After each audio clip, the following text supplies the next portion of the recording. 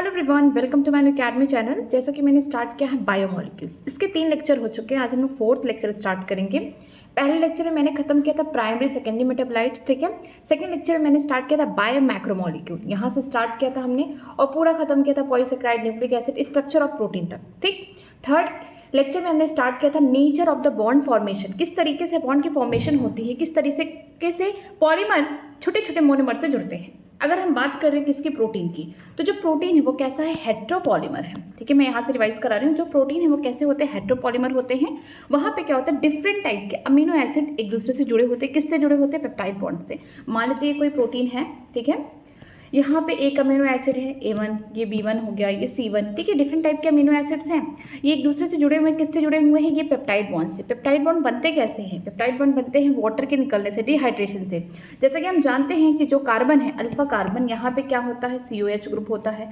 एक होता है अमीनो ग्रुप, NH2 ग्रुप होता है। दूसरा H होता है हाइड्रोजन, और तीसरा क्या होता है, वेरिएबल R ग्रुप होता है, ठीक है। जो वाटर निकलता है, जो COH है, एक अमीनो एसिड का COH और दूसरे अमीनो एसिड का हम बोल सकते हैं अमीनो ग्रुप, इनमें से पानी निकल जाता है। यहाँ से OH निकलेगा, यहाँ से H निकलेगा, तो बचा क्या, CONH बचा, ठीक है। जो बॉन्ड फॉर्मेशन होगा दो अमीनो एसिड के बीच में, क्या होगा, पेप्टाइड बॉन्ड, वो क्या है, CONH होगा, ठीक है। डिहाइड्रेशन बॉन्ड है ये।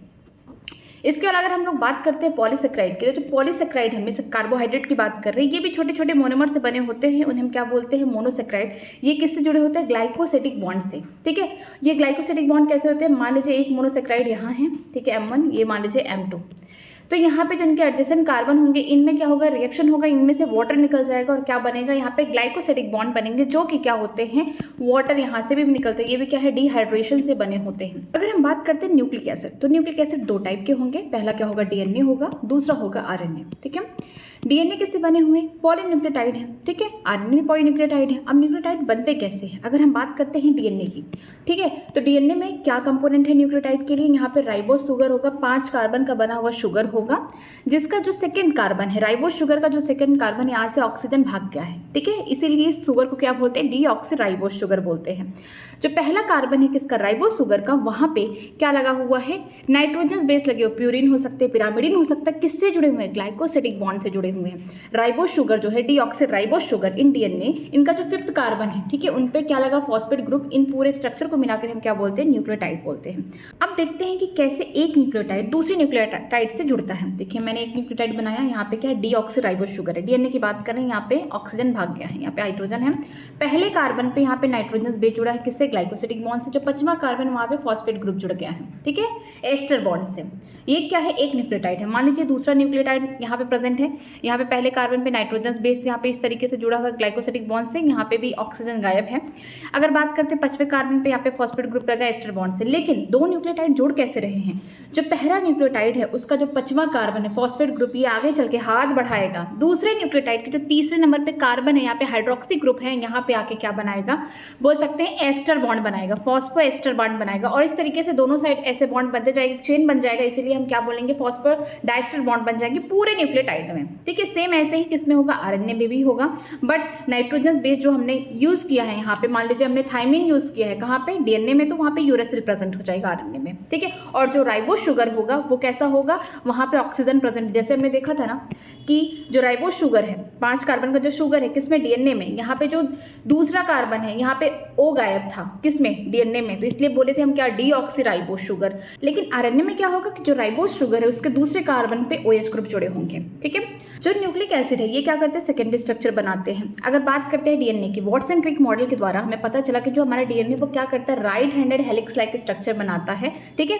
इसके अलावा इस मॉडल में बताया गया है कि जो हेलिक्स है वो डबल स्टैंडर्ड है, लेकिन वो राइट हैंडेड है, याद रखिएगा, ठीक है। 2 स्ट्रैंड जो होते हैं पॉलीन्यूक्लियोटाइड के, वो एंटी पैरेलल होते हैं। जैसे यहाँ पे देखिए 5 to 3, यहाँ पे देखिए 5 to 3, एक 5 प्राइम से निकला, दूसरा 3। ऐसा क्यों बोला गया है, क्योंकि जो इनका पॉलीन्यूक्लियोटाइड है ना, वो कैसे बने हुए हैं कि जो 5वां कार्बन है किसका, अगर DNA की बात करेंगे तो किसका बात कर रहे हैं हम लोग, डीऑक्सीराइबोस शुगर की बात करें। जो 5वें कार्बन पर फॉस्फेट है, इसने हाथ बढ़ाया है दूसरे जो सामने वाला न्यूक्लियोटाइड है उसके तीसरे कार्बन पे हाइड्रोक्सी ग्रुप है, उनके साथ हाथ बढ़ा के क्या किया है, यहाँ पे बोल सकते हैं फॉस्फोडाइस्टर बॉन्ड का यहाँ पे लिंकेज किया है। इस तरीके से यहाँ पे ढेर सारे पॉलीन्यूक्लियोटाइड चेन बन रहे हैं। तो कोई एक प्राइम जो होगा 5 प्राइम होगा और कोई लास्ट में तो ऐसा होगा जो 3 प्राइम होगा। इसीलिए जो बोल सकते हैं कि यहाँ पे बोला गया है कि जो यहाँ पे टर्मिनल्स होंगे वो 5 प्राइम होंगे, 3 प्राइम होंगे, लेकिन ये दोनों एंटी पैरेलल होंगे और ये पूरा बोल सकते हैं एक दूसरे के अपोजिट होंगे और ये डबल हेलिकल स्ट्रक्चर में देखने को मिलेगा। जो बैकबोन होता है वो किससे बना हुआ है, शुगर फॉस्फेट शुगर चेन से बना हुआ है डीएनए का। जो नाइट्रोजन बेस होते हैं वो अंदर की तरफ होते हैं।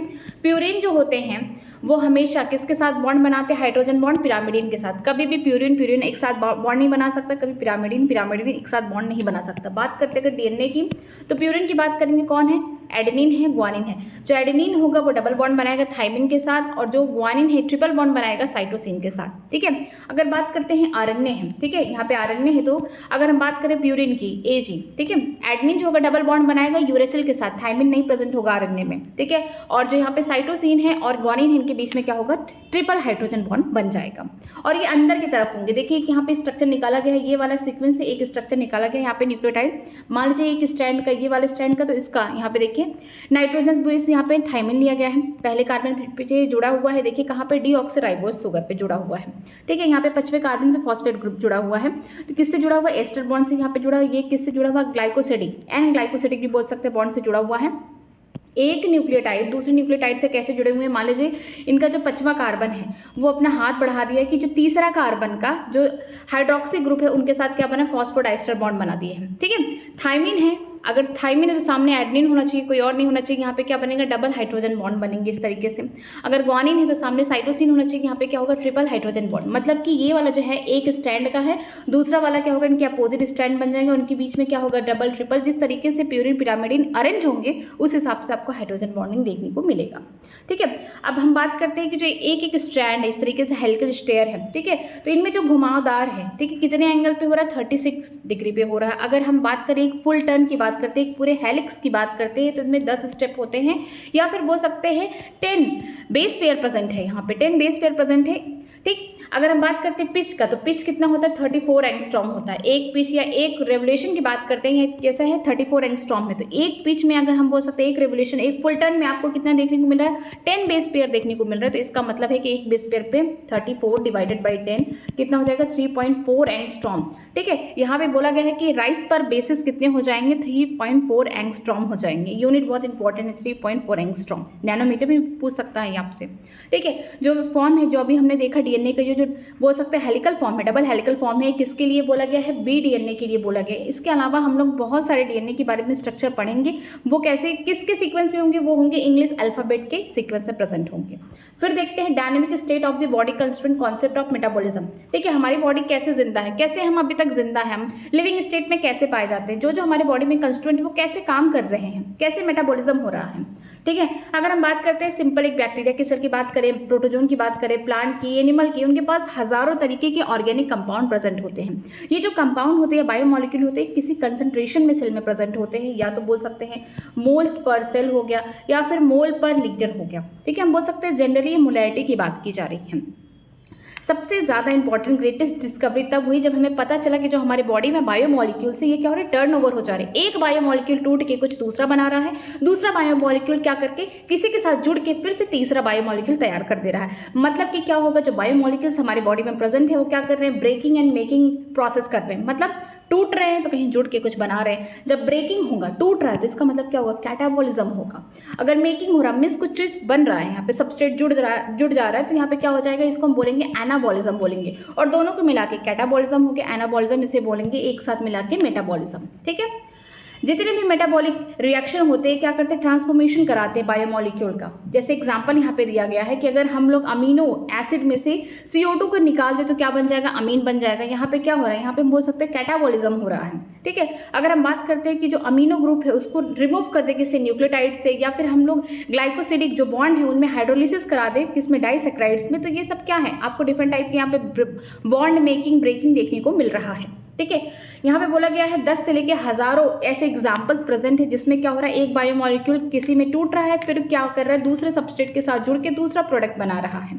ज़्यादा करके जो मेटाबॉलिक रिएक्शन होते हैं ये कभी अकेले नहीं होते, ये क्या होते हैं, एक दूसरे से लिंक होते हैं। ठीक है, एक के बाद एक रिएक्शन में मान लीजिए कोई प्रोडक्ट बन गया तो दूसरे रिएक्शन के लिए वो सबस्ट्रेट की तरह काम कर देगा। इस तरीके से क्या होता है, एक सीरीज ऑफ रिएक्शन बनते हैं, लिंक्ड होते हैं, बोल सकते हैं। जैसे मेटाबॉलिक पाथवे जो है एकदम सेम ऐसा देखने को मिलेगा। मान लीजिए रोड है, रोड पे यहाँ पे ट्रैफिक है, ढेर सारे ऑटोमोबाइल है, इस तरीके के आपको ट्रैफिक दिखने, मतलब कि यहाँ पे एक प्रोडक्ट तैयार है बनके तो दूसरे रिएक्शन के लिए सबस्ट्रेट बनने के लिए तैयार है। यहाँ से कोई प्रोडक्ट बना तो यहाँ किसी तीसरे के लिए सबस्ट्रेट बनने के लिए तैयार है। मतलब एक के बाद एक के बाद एक क्या करते हैं, एक लिंक रिएक्शन बनाना शुरू कर देते हैं। ठीक है, इसके अलावा अगर बात करते हैं जो पाथवे होगा लीनियर भी हो सकता है, जैसे हम बात करते हैं ग्लाइकोलिसिस, सीधा यहाँ पे लीनियर पाथवे हो गया। अगर हम बात करेंगे क्रेब्स साइकिल, यहाँ पे सर्कुलर पाथवे हो गया। ठीक, इसके अलावा जो बात करते हैं जो पाथवे होगा क्रिस क्रॉस भी कर देगा। क्रिस क्रॉस का मतलब है कि जैसे अगर हम लोग आगे पढ़ेंगे रिस्पायरेशन इन प्लांट्स में देखेंगे तो वहाँ पे आपको देखने को मिलेगा कि जो ग्लाइकोलिसिस से प्रोसेस है वहाँ पे पायरुवेट बना है तो आगे चल के वो क्या बना सकता है, लैक्टिक एसिड बन सकता है। आगे चल के इस तरीके से वो डिफरेंट कंडीशन में, एनारोबिक कंडीशन में दूसरे प्रोडक्ट बना सकते हैं। ठीक है, फिर देखते हैं जो मेटाबोलाइट्स होते हैं वो डायनेमिक स्टेट होते हैं बॉडी के कंस्ट्रेंट में। मतलब जो हमारे बॉडी में मेटाबोलाइट्स प्रेजेंट है, जो कंपाउंड प्रेजेंट है, जो रिएक्शन कर रहे हैं, क्या करें, हमारे बॉडी को जिंदा रख रहे हैं। ठीक है, हम काम कर रहे हैं इसीलिए करें क्योंकि हमारे बॉडी में जो मेटाबॉलिज्म है वो काम कर रहा है। ठीक है, आगे देखते हैं। आगे लिखा गया है कि जो भी कैटेलाइज्ड रिएक्शन होते हैं, कैटेलाइज्ड रिएक्शन का मतलब यहाँ पे एंजाइम की जरूरत होगी, यहाँ पे कैटलिस्ट की जरूरत होगी। अगर हम कोई भी बाहर रिएक्शन करें, फॉर एग्जांपल अगर हम लोग पानी में क्या करें, CO2 को डिसॉल्व कर रहे हैं, ठीक, क्या है ये फिजिकल प्रोसेस है। ठीक है, ये बाहर कर रहे हैं बॉडी के बाहर। लेकिन अगर सेम प्रोसेस है कि हमारे बॉडी के अंदर हो कि यहाँ पे पानी के अंदर CO2 डालना है तो यहाँ पे कौन आएगा, कैटलिस्ट आएगा ये काम करने के लिए। वो कैटलिस्ट हो कौन सकता है, ज्यादा करके जो कैटलिस्ट होते हैं वो किससे बने होते हैं, एंजाइम की बारे में बात करें वो किससे बने होते हैं, प्रोटीन के बने होते हैं। कुछ एक्सेप्शन है कि यहाँ पे प्रोटीन की जगह किससे बन जाएंगे, ये बोल सकते हैं RNA से बन जाएंगे, न्यूक्लिक एसिड के बन जाएंगे एंजाइम। लेकिन ज़्यादा करके जो बोल सकते हैं कैटलिस्ट है, जो एंजाइम है वो कैसे होते हैं, प्रोटीनियस होते हैं। वो क्या करते हैं, हमारे जो भी लिविंग सिस्टम है, जो भी हमारे लिविंग ऑर्गेनिज्म है उनकी बॉडी में जितने भी केमिकल रिएक्शन हो रहे हैं एंजाइम के प्रेजेंस में हो रहे, इसलिए हो रहे ताकि रिएक्शन क्या हो जाए, बहुत जल्दी हो जाए, फास्ट हो जाए। ओके, चलिए स्टार्ट करते हैं अपना टॉपिक जिसका नाम है मेटाबॉलिक बेसिस फॉर लिविंग। कौन कौन से मेटाबॉलिज्म हमारे बॉडी में होते हैं जो हमें जिंदा रखने में हेल्प करते हैं। Metabolic pathway can be led to the more complex structure from the simple structure, for example acetic acid become cholesterol, और led to the simpler structure from the complex structure, for example glucose become to the lactic acid in our skeletal muscle. अगर हम बात करते हैं metabolic pathway में तो क्या होता है, मोर कॉम्प्लेक्स से बहुत सिंपल भी हो सकता है या फिर बोल सकते हैं बहुत सिंपल से मोर कॉम्प्लेक्स हो सकता है। जैसे एग्जाम्पल दिया गया है कि यहाँ पे सिंपल से क्या हो रहा है, मोर कॉम्प्लेक्स। फॉर एग्जांपल यहाँ पे एसिडिक एसिड जुड़ के क्या बना रहे हैं, कोलेस्ट्रॉल बना। ये सिंपल स्ट्रक्चर है एसिडिक एसिड का, 2 कार्बन से बना हुआ एक एसिड है। एसिडिक एसिड आगे चल के क्या कर रहा है, ये कॉम्प्लेक्स स्ट्रक्चर बना रहा है, कोलेस्ट्रॉल बना रहा है। तो ये कैसा प्रोसेस है, ये बायोसिंथेटिक हो रहा है या बोल सकते हैं एनाबॉलिज्म हो रहा है, कुछ बन रहा है मेकिंग। यहाँ पे ATP लगेगा, यहाँ पे एनर्जी क्या होगा, कंज्यूम होगा।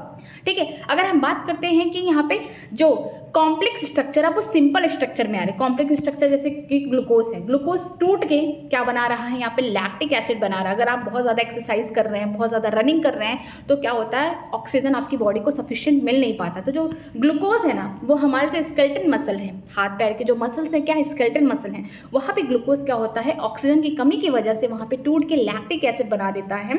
ठीक है, तो ये क्या हो रहा है, ब्रेकिंग हो रहा है, यहाँ पे टूट रहा है और यहाँ पे एनर्जी भी रिलीज होता है। ठीक है, यहाँ पे ब्रेकिंग हो रहा है या बोल सकते हैं कैटाबॉलिज्म प्रोसेस है जहाँ पे एनर्जी निकल रहा है। ठीक है, इसीलिए आप देखते होंगे जब आप हैवी एक्सरसाइज कर लेते हैं तो कुछ टाइम बाद आपको पेन होने लगता है।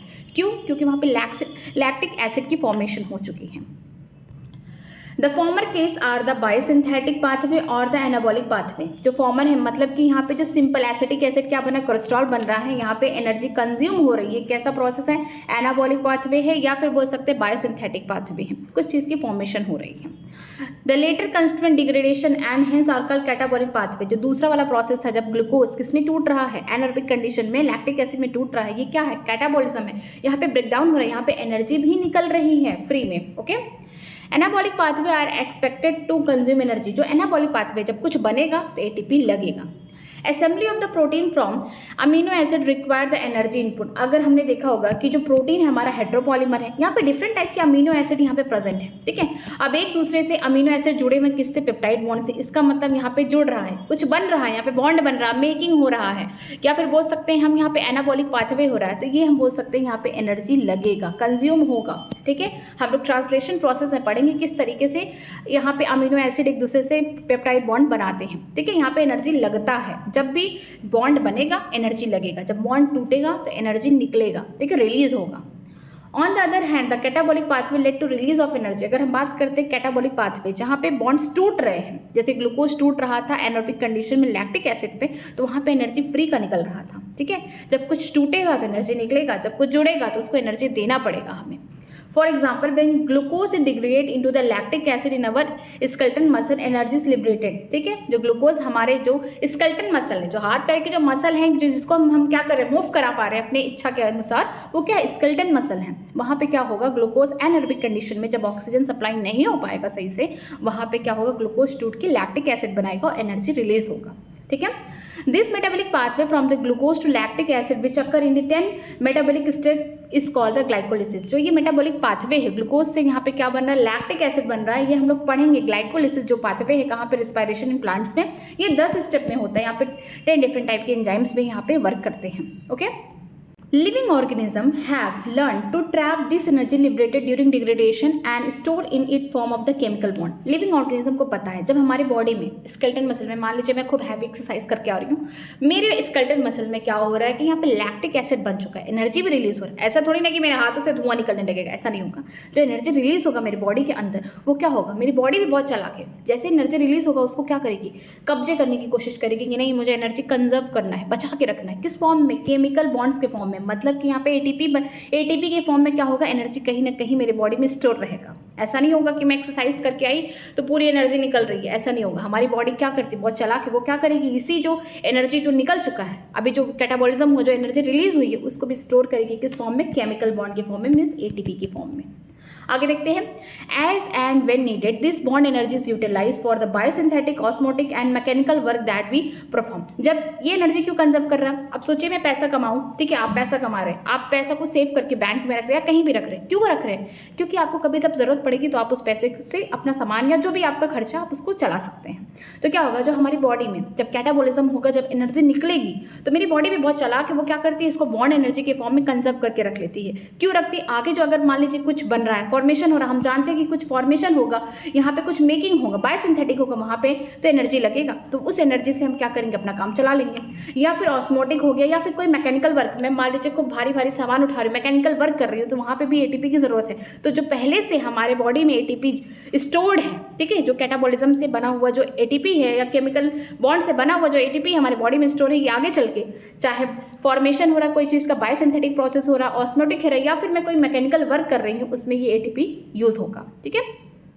The most important form of the energy currency in the living system is the bond energy in chemical is called ATP, that is adenosine triphosphate। जो मैं केमिकल बॉन्ड की बात कर रही हूँ बार बार, ये क्या है, ATP क्या है, हमारी बॉडी जो है एनर्जी की करेंसी, जैसे हम लोग बोलते हैं कि इंडिया की जो करेंसी है रुपीज़ है, ठीक है, नोट वगैरह ऐसा चलता है। जो हमारी बॉडी की जो करेंसी है उसको एनर्जी किस में चाहिए, एटीपी के फॉर्म में चाहिए, ठीक है, ना कि NADH में, ना कि FADH में, ये सब क्या है, चेक जैसा है, हमको एटीपी के फॉर्म में रखना है। तो एटीपी ही क्या है, वो केमिकल बॉन्ड है जो क्या करे, एनर्जी करेंसी, जो हमारी बॉडी में लिविंग सिस्टम में जो एनर्जी करेंसी है, यही बॉन्ड एनर्जी है। जब कोई बोल सकते हैं बॉन्ड टूट रहा है, कैटाबॉलिज्म हो रहा है, एनर्जी वहाँ से स्टोर करके हमारी बॉडी एटीपी के फॉर्म में रख ली, आगे अगर कोई चीज़ बन रहा है, फॉर्मेशन हो रहा है, वहाँ पे अपना खर्चा कर दिया यहाँ से निकाल के।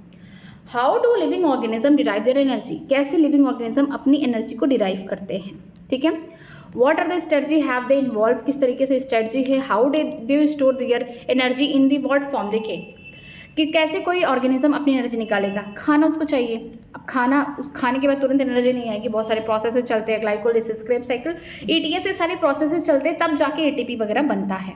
फिर क्या क्या स्ट्रेटजीज है, कैसे कैसे इवॉल्व होंगी, वो हम लोग पढ़ेंगे आगे, ठीक है। किस फॉर्म में एनर्जी स्टोर होगा, ATP के फॉर्म में, हम बोल सकते हैं केमिकल बॉन्ड के फॉर्म में। हमारी बॉडी का जो करेंसी है, मेन करेंसी है एनर्जी का, क्या है, ATP है।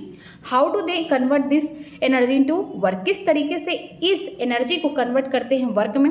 You will be study and understand all this under the sub discipline like bio energetic later in your higher class. ये आप बाद में पढ़ेंगे और वैसे भी हमारे टॉपिक में नहीं, तो आप इसको स्किप भी कर सकते हैं।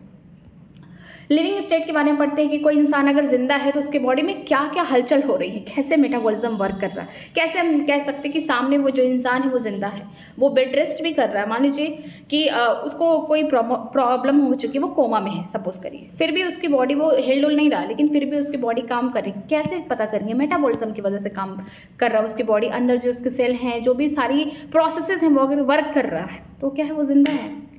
लिविंग स्टेट के बारे में देखते हैं। At this level you must understand that tens and the thousands of the chemical compound in living organism otherwise called metabolites और biomolecule are presented at concentration characteristic of the each of them.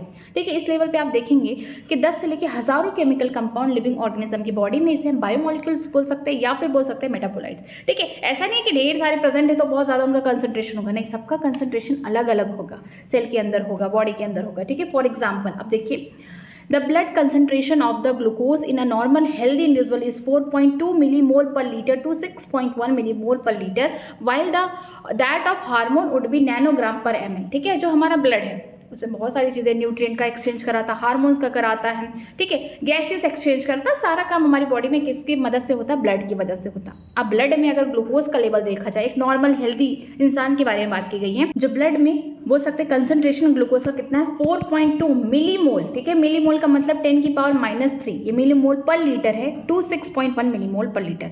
लेकिन अगर बात करते हैं hormones का, ठीक है, वो कैसे है? नैनोग्राम में प्रेजेंट है पर ml। ठीक है, यहाँ पे पर ml, यहाँ पे लीटर था तो यहाँ पे ml है, मीन्स कितना कम प्रेजेंट है हार्मोन्स हमारे बॉडी में, बोल सकते हैं ब्लड में। The most important fact of the biological system is that all the living organism exist in the steady state characterized by concentration of each of this biomolecule. ठीक है, सबसे इंपॉर्टेंट फैक्ट ये है कि जो ये बायोलॉजिकल सिस्टम है हमारा, जो बॉडी है, ये सारे कंसंट्रेशन को देखने के लिए आपकी बॉडी स्टेडी स्टेट में होना चाहिए, मीन्स यहाँ पे मेटाबॉलिज्म, ये सारी चीज़ें क्या होना चाहिए? रुक जाना चाहिए, तब आप कंसंट्रेशन को पता कर पाएंगे। यहाँ पे these biomolecule are in the metabolic flux. ठीक है, ये जो बायोमोलिक्यूल होते हैं, अगर लिविंग सिस्टम है ना, तो जैसे अभी अमाउंट आपने देखा कुछ टाइम बाद वेरी कर जाएंगे, कुछ और बन रहा है। मीन्स हमारी बॉडी में क्या होता है कि हर एक सेकेंड में कुछ ना कुछ यहाँ पे केमिकल रिएक्शन होती रहती है। एक बार में हमारी बॉडी में लगभग 5000 एक ही साथ बोल सकते हैं केमिकल रिएक्शन होता है, मेटाबॉलिज्म चलता रहता है। तो ये बहुत मुश्किल हो जाएगा कि अगर मैं जिंदा इंसान हूँ, मेरी बॉडी में देखा जाए कि कैसे कैसे कंसंट्रेशन यहाँ पे प्रेजेंट है, तो थोड़ा मुश्किल हो जाएगा सब कुछ को जज करना। ठीक है, लेकिन अगर हम चाहते हैं कंसंट्रेशन देखना, तो एक हमारे बॉडी क्या होना चाहिए? स्टडी स्टेट में होना चाहिए, ताकि हम पूरा कंसंट्रेशन को यहाँ पे ईजिली नोट डाउन कर सकें। क्योंकि क्या होता है, जो बायोमोलिक्यूल होंगे ना, वो इजीली दूसरे फॉर्म में होंगे। एक बायोमोलिक्यूल बना तो दूसरी बार वो टूट गया, फिर तीसरे बायोमोलिक्यूल में बन गया, आगे चल के और टूट गया, फिर चौथे में बन गया, इस तरीके से चलता रहता है। सीरीज ऑफ यहाँ पे रिएक्शन होते रहते हैं हमारे बॉडी में। एनी केमिकल और physical process move spontaneously to the equilibrium. कोई भी केमिकल हो या फिर फिजिकल प्रोसेस हो, वो कहाँ जाता है? कहाँ स्पॉन्टेनियसली मतलब होता है कि कहाँ पहुँचेगा? इक्विलिब्रियम में जाएगा। इक्विलिब्रियम में जब कोई चीज़ चली जाती है तो वहाँ पे फंक्शन करना बंद हो जाता है। मान लीजिए अगर हम बात करते हैं फिजिक्स में, इक्विलिब्रियम की बात करेंगे, जितना भी नेट फोर्स होगा जीरो हो जाएगा, वर्क डन जीरो हो जाएगा सीधा। वो चीज़, वो सिस्टम क्या हो जाएगा? कोई वर्क नहीं कर रहा है। ठीक है, the steady state is non equilibrium state. जो स्टेडी स्टेट है हमारी बॉडी का, जो स्टेडी स्टेट है वो क्या है? नॉन इक्विलिब्रियम है। इसका मतलब कहीं ना कहीं हमारी बॉडी अंदर से काम कर रही है। One should remember from the physics that the system at equilibrium cannot perform work। आप अगर फिजिक्स पढ़ते हैं तो आप देखेंगे जब कोई भी सिस्टम इक्विलिब्रियम में है तो इसका मतलब वो कोई भी वर्क नहीं कर रहा, क्योंकि अंदर जितनी भी फोर्सेस हैं, इंटरनल फोर्सेस या बोल सकते हैं एक्सटर्नल फोर्सेस, सब कुछ बैलेंस हो चुके हैं। अब कोई यहाँ पे फोर्स एक्स्ट्रा नहीं लग रहा, जिसकी वजह से यहाँ पे नेट वर्क डन क्या हो जाएगा? जीरो हो जाएगा। As the living organism work continuously they can not effort to reach equilibrium. इसी वजह से जो लिविंग ऑर्गेनिज्म है उनके अंदर मेटाबॉलिज्म लगातार चलता रहता है, एक बायोमोलिक्यूल दूसरे में बदलता है, तीसरे में, इस तरीके से केमिकल रिएक्शन चलते रहते हैं, ताकि जो हमारा बॉडी है इक्विलिब्रियम में ना जाए, हम मरने के कगार पे ना आ पाए। ठीक है, Hence the living state is non-equilibrium steady state to be able to perform work। जो हमारा लिविंग स्टेट है, जो हमारा हमारी जो बॉडी जिंदा है, ठीक है, जो मेटाबॉलिज्म है वो क्या है? नॉन इक्विलिब्रियम स्टेट है, स्टेडी स्टेट है, जो हमें परफॉर्म करना पड़ता है वर्क। जब हम काम करेंगे हमारी बॉडी क्या होगी? एक्टिव रहेगी, जिसकी वजह से क्या होगा कि मेटाबॉलिज्म सब कुछ चलता रहेगा। ठीक है, हम इक्विलिब्रियम से दूर हो जाएंगे, हम वर्क कर रहे हैं तो यहाँ पे क्या होगा? इक्विलिब्रियम तक हम नहीं जाएंगे, हम नॉन इक्विलिब्रियम स्टेट में हैं, स्टेडी स्टेट में हैं। Living process is constant effort to prevent falling into equilibrium. जो लिविंग प्रोसेस है हमारी बॉडी में, जो मेटाबॉलिज्म चल रहा है, ये क्या करता है? हमेशा केमिकल रिएक्शन करता रहता है ताकि इक्विलिब्रियम में ना पाए। ठीक है, हमारी बॉडी क्या हो? स्टेडी स्टेट में काम करती रहे ताकि हम जिंदा रह सकें। This is achieve by energy input. इसके लिए क्या होना चाहिए, हमें जो मेटाबॉलिज्म हमारी बॉडी में चल रही है वहाँ पे क्या होना चाहिए, एनर्जी चाहिए, एटीपी चाहिए हर वक्त, क्योंकि कहीं पे बॉन्ड टूट रहा है तो एनर्जी निकल रही है, कहीं पे बॉन्ड बन रहा है तो यहाँ पे एनर्जी लगेगी, ठीक है, यहाँ पे यूज़ होगा, तो वहाँ पे क्या होना चाहिए, हमेशा एनर्जी इनपुट। और एनर्जी कहाँ से आएगी, फूड से आएगी, ठीक है, हम जो खाना खाते हैं उससे एनर्जी हमारी बॉडी में क्या होगा, डिफरेंट टाइप के प्रोसेस चलेंगे, एटीपी वगैरह बनेंगे, और इसी वजह से हमारी बॉडी के अंदर डिफरेंट टाइप के यहाँ पे ऑर्गेनिक कंपाउंड जो मेटाबॉलिज्म है ये पूरे बायोमोलिक्यूल्स अपना आगे काम करते रहेंगे। Metabolism provides a mechanism for the production of the energy. जो मेटाबॉलिज्म होता है ये क्या करता है, एक मैकेनिज्म है जिसकी वजह से क्या हो रहा है, यहाँ पे एनर्जी की फॉर्मेशन हो रही है। Hence the living state and the metabolism are the synonyms, ठीक है, इसीलिए हम कह सकते हैं जो लिविंग स्टेट है या मेटाबॉलिज्म है दोनों एक दूसरे के पर्यायवाची हैं। अगर हम बात करते हैं लिविंग स्टेट में क्या होना चाहिए कि हमारी बॉडी इक्विलिब्रियम में ना जाए, हमें वर्क करना है। मेटाबॉलिज्म में क्या होगा, यहाँ पे एटीपी चाहिए। अब ये दोनों चीज़ एक दूसरे की पर्यायवाची है। जिंदा रहने के लिए मेटाबॉलिज्म होना जरूरी है और मेटाबॉलिज्म होने के लिए लिविंग स्टेट होना जरूरी है, इंसान जिंदा रहे, ठीक है। Without the metabolism they can not be living state, ठीक है। अगर मेटाबॉलिज्म नहीं हो रहा है, बॉडी में कोई केमिकल रिएक्शन नहीं हो रहा, बायोमोलिक्यूल्स यहाँ पे चेंज नहीं हो रहे हैं, टूट नहीं रहे हैं, बन नहीं रहे हैं यहाँ पे, तो ये बोल सकते हैं कि वो जो ऑर्गेनिज्म है वो जिंदा नहीं है, वो लिविंग स्टेट में नहीं है, वो मर चुका है। नेक्स्ट देखते हैं एंजाइम्स के बारे में। Almost all enzyme are proteinaceous, लगभग सारे एंजाइम, ठीक है, कुछ एंजाइम को छोड़ दिया जाए, लगभग सारे एंजाइम कैसे होते हैं, प्रोटीन के बने होते हैं, प्रोटीनियस होते हैं। They are the some nucleic acid that behave like enzyme, these are called ribozyme। कुछ ऐसे भी न्यूक्लिक एसिड होते हैं जो एंजाइम की तरह काम करते हैं, ऐसे एंजाइम्स को हम क्या बोलते हैं, राइबोजाइम्स बोलते हैं। One can be depict an enzyme by A line diagram. हम यहाँ पे एक बार डायग्राम बना रहे हैं किसका, एंजाइम का। An enzyme is like any protein has primary structure that is amino acid sequence of the protein. अगर हम बात करेंगे प्रोटीन के स्ट्रक्चर की, ज्यादा करके जो एंजाइम है प्रोटीन के बने हुए, इसका मतलब प्रोटीन के स्ट्रक्चर को फोकस करेंगे। अगर हम लोग प्राइमरी स्ट्रक्चर देख रहे हैं किसी भी एंजाइम का तो कैसा होगा, सिंपल एक लाइनिंग होगी। जैसे हमने देखा था प्रोटीन में क्या था, लेफ्ट साइड एन टर्मिनल था, यहाँ पे पहला अमीनो एसिड था, लास्ट में बोल सकते हैं राइट साइड बोल सकते हैं यहाँ पे सी टर्मिनल था, यहाँ पे लास्ट अमीनो एसिड थे। ऐसे एक लीनियर यहाँ पे स्ट्रक्चर बन सकता है किसी एंजाइम का अगर वो प्राइमरी स्ट्रक्चर का है, ठीक है। And enzyme like any protein has secondary and tertiary structure. एक एंजाइम प्रोटीन की तरह सेकेंडरी स्ट्रक्चर भी बना सकता है, टर्सरी भी बना सकता है। सेकेंडरी स्ट्रक्चर में क्या होगा, हेलिक्स लाइक शेप बना सकता है, ठीक है, या फिर हम बोल सकते हैं यहाँ पे अल्फा बीटेड शीट यहाँ पे बन सकता है, इस टाइप का स्ट्रक्चर देखने को मिल सकता है। इसके अलावा अगर हम बात करते हैं टर्सरी स्ट्रक्चर में तो यहाँ पे क्या होगा, यहाँ पे हॉलन, यहाँ पे बोल सकते हैं उलेन, यहाँ पे हॉलो, यहाँ पे पूरा हॉलो है, उलेन लाइक स्ट्रक्चर बन जाएगा। ये क्या है, टर्सरी स्ट्रक्चर एंजाइम का। और यही एंजाइम का स्ट्रक्चर जो टर्सरी स्ट्रक्चर है बहुत ज़्यादा ही इंपॉर्टेंट है, क्योंकि जो टर्सरी स्ट्रक्चर है इसी के पास क्या देखिए, ये कैसे हॉलन, यहाँ पे बोल सकते हैं हॉलो उलेन स्टेप है, इसी के पास क्या बायोलॉजिकल एक्टिविटी करने का, यहाँ पे इसके पास बोल सकते हैं यहाँ पे छोटे छोटे पॉकेट्स पाए जाते हैं, जहाँ पे आगे चल के भी हम देखेंगे कि ये एंजाइम की तरह काम करेंगे। टर्सरी स्ट्रक्चर ही एंजाइम का असली स्ट्रक्चर है प्रोटीन का, ठीक है। When you look at a tertiary structure, you will notice that the backbone of the protein chain fold upon itself, ठीक है। जब आप टर्सरी स्ट्रक्चर देख रहे हैं तो एक दूसरे के ऊपर क्या हो रहा है, अपने आप ये फोल्ड हो रहे हैं, ठीक है। The chain crisscross itself and hence many crevices और द पॉकेट आर मेड। इस तरीके से देखिए यहाँ पे जहाँ जहाँ पे ये फोल्ड हो रहे हैं, ये देखिए छोटे छोटे पॉकेट्स यहाँ पे क्रीव्स बने हुए हैं, ठीक है। इसी पॉकेट्स की तो ज़रूरत है एंजाइम के लिए। One such pocket is the active site. यही जो पॉकेट है ये क्या है, एक्टिव साइट है। An active site is of enzyme is the crease और pocket in which the substrate fit. इसी एक्टिव साइट में ये जो हॉलन लाइक स्ट्रक्चर है, जहाँ जहाँ पे यहाँ पे एंजाइम अपने आप को, प्रोटीन यहाँ पे अपने आप को फोल्ड कर लिया, ये क्या है, ये पॉकेट है। ये पॉकेट इसलिए ज़रूरी है क्योंकि यही है क्या, एक्टिव साइट है। क्या है, एक्टिव साइट। इसी एक्टिव साइट में कोई सबस्ट्रेट आके क्या करेगा, बाइंड कर जाएगा, यहाँ पे कोई सबस्ट्रेट आके बाइंड कर जाएगा इस तरीके से, क्योंकि यही इंपॉर्टेंट है। आगे देखते हैं। Thus enzyme through their active site catalyze the reaction at high rate, ठीक है। ऐसे एंजाइम क्या करते हैं कि जो एक्टिव साइट में सबस्ट्रेट बाइंड कर जाते हैं तो यहाँ पे क्या करते हैं, कैटलिस्ट की तरह काम करना स्टार्ट करते हैं एंजाइम, और क्या करते हैं, इनका जो भी रिएक्शन है उसको जल्दी प्रोसीड करते हैं, बढ़ा देते हैं।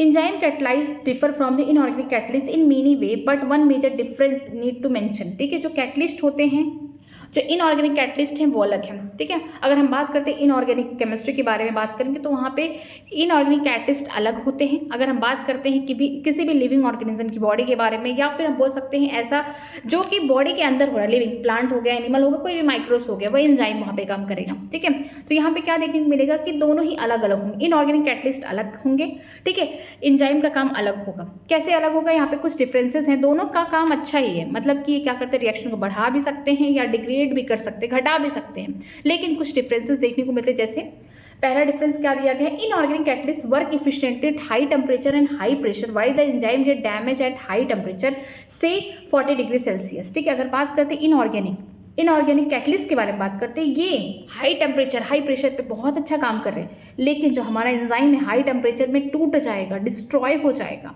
लेकिन अगर लो टेम्परेचर बिल्कुल कर दिए एंजाइम का, ऑप्टिमम टेम्परेचर एकदम लो कर दिए, तो वहाँ पे क्या हो जाएगा, इनएक्टिवेट हो जाएगा, ये भी प्रॉब्लम है। लेकिन जो इनऑर्गेनिक कैटलिस्ट होते हैं ये बहुत अच्छा इफिशिएंटली वर्क करते हैं, कब, हाई टेम्परेचर हाई प्रेशर पे। लेकिन जो हमारा एंजाइम है यहाँ पे उसका क्या होगा, स्ट्रक्चर टूट जाएगा, क्योंकि वो किससे बना हुआ, वो ज़्यादा करके प्रोटीन से बना हुआ, टर्सरी स्ट्रक्चर क्या हो जाएगा, वो टूट जाएगा प्रोटीन का। ठीक है, अगर यहाँ पे टेम्परेचर हम बहुत कम कर देंगे, बिलो कर देंगे ऑप्टिमम टेम्परेचर से, तो यहाँ पे क्या होगा, इनएक्टिवेट हो जाएगा।